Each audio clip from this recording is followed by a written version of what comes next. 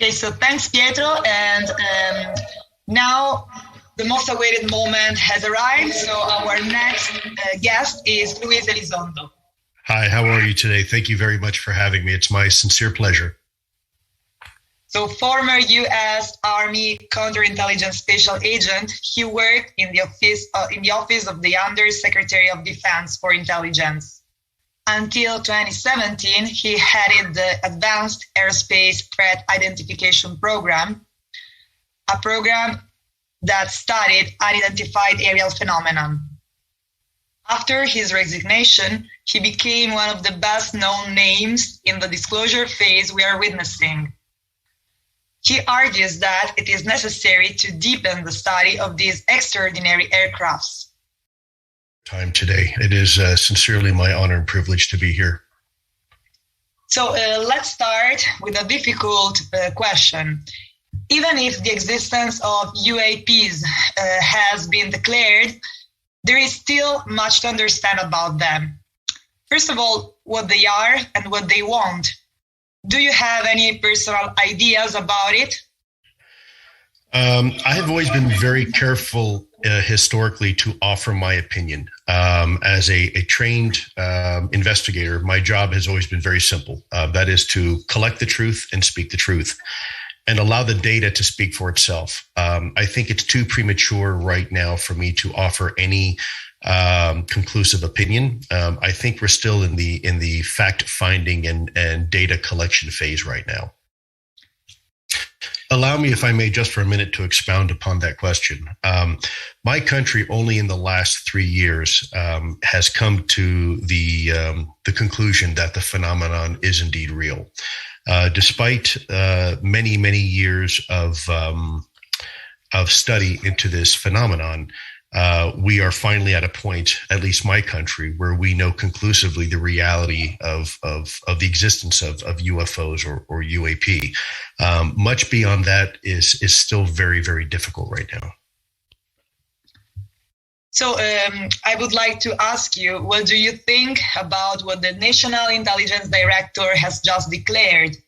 Is there something else that we simply do not understand, which might come extraterrestrially? Well, certainly that's one logical conclusion. There are others as well. If I may, what I'd like to do is emphasize the point that in my country, it wasn't just the Director of National Intelligence. It's been 2 former directors of CIA.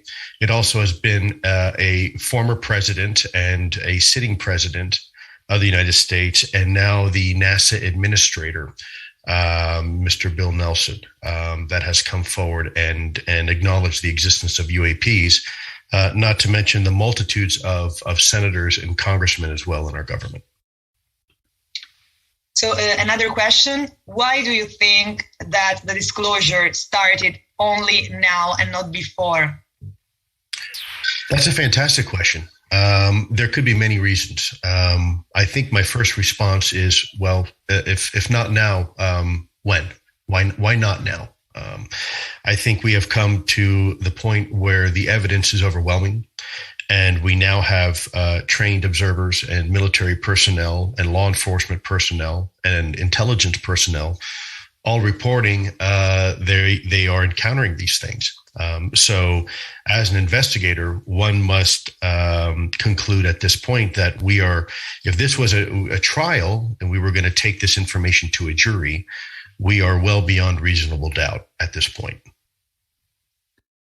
So do you think that these last revelations could lead to a possible upcoming massive contact? I think anything's possible, but I also think it's too early to tell. It's a bit like opening the door to a room only to find 10 more doors now that need to be opened. It's really too early to tell. I think it's fair to say one conclusion is that these events, these encounters, are increasingly more provocative. They don't seem to be as elusive as they were in the past. They seem to be almost as if they want to be seen. Are there any elements, clues, or evidence that may suggest the presence of crews on those aircrafts? Again, another fantastic question. I think it's important for us to recognize that these objects are being intelligently controlled, meaning there is some sort of intended purpose. And very much as we see in biology, there is a reaction to the stimulus. So what I mean by that is, as we try to engage these UFOs, oftentimes we see these UFOs maintaining a specific distance away from us, in essence, in some cases, anticipating our maneuvers. So that suggests there is certainly some sort of intelligence controlling these things. The question of whether there's a physical presence, I think I'll probably at this point hold off for now, simply because I think we really need more data. So in a recent interview, you talked about the collection of data. Which one of these data have impressed you the most? Wow, that's a very tough question to answer, because every time I think I see something extremely compelling, new information comes to light, and there's even more compelling information. What I will say is that one of your previous guests had indicated that there is much more clear video and photographic evidence. He's absolutely correct. I've been privy to some extremely clear evidence, and I'll leave it at that. That's extremely compelling. And I think every time, for me, what is most interesting is every time we think we understand some of the capabilities, we are shown new capabilities that has us really. It's quite a mystery indeed. So it happens sometimes that UFO phenomena are connected to this missing time feeling. Do you know anything about it? It's certainly a perplexing aspect about the phenomenon. That is something that we are currently looking into. I care not to expound too much more on that right now. I think the information is very preliminary, but there is enough data to suggest that indeed is maybe be part of this phenomenon.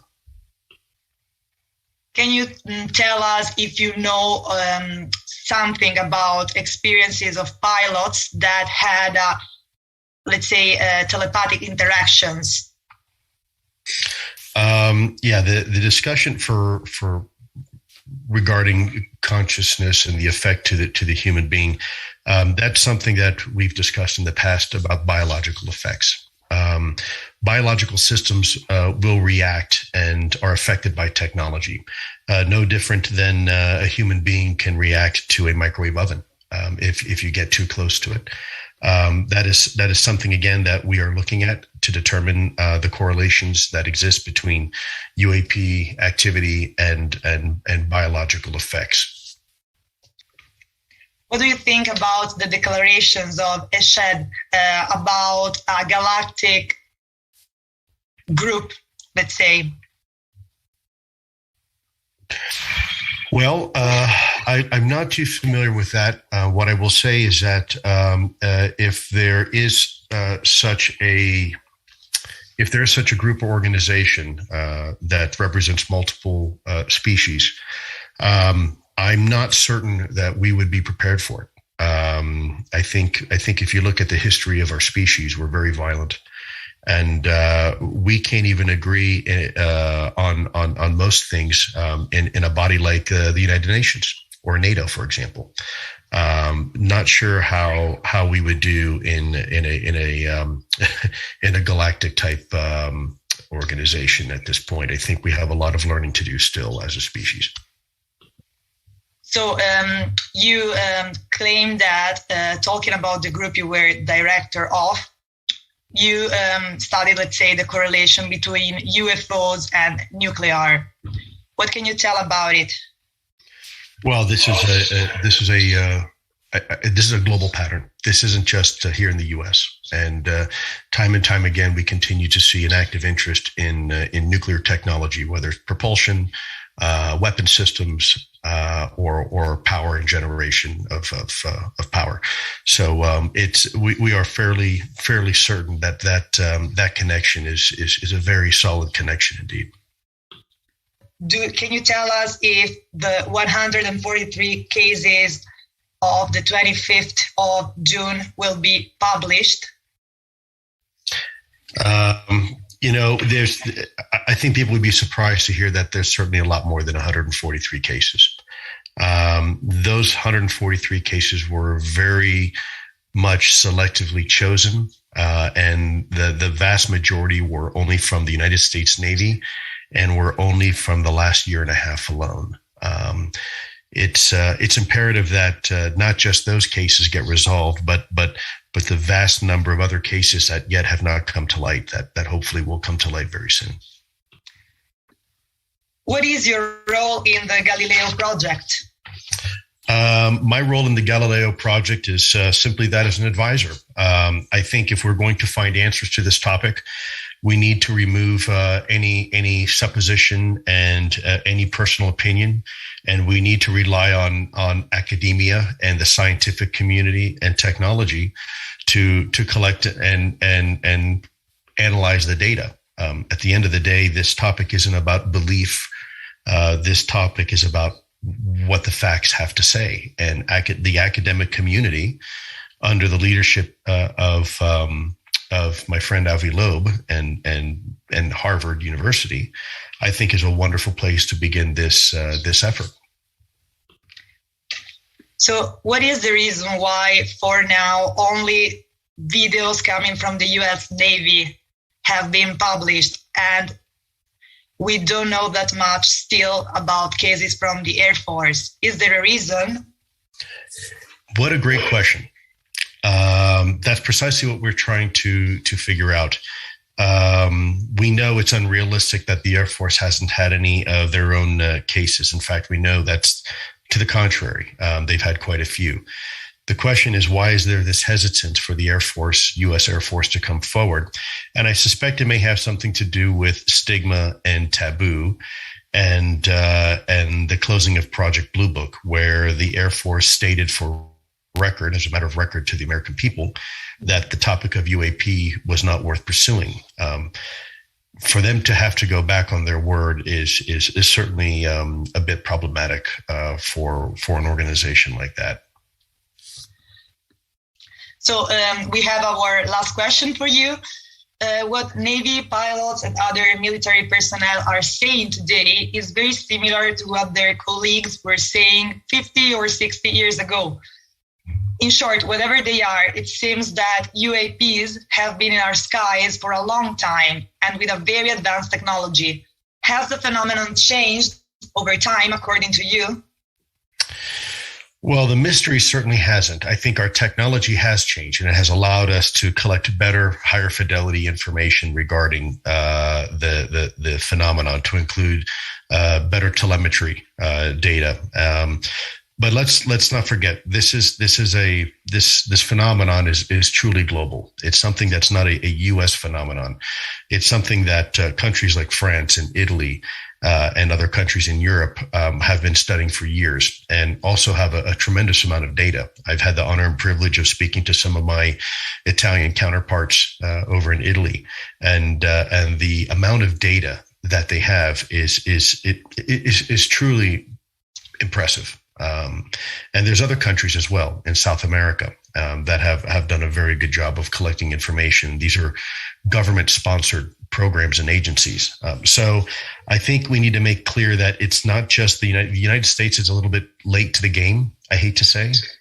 We may have some of the most capable collection assets, but we're arriving to the game a little bit late. So we have some catching up to do. Prego. Thank you, Luis. Thank you. Thank you so much.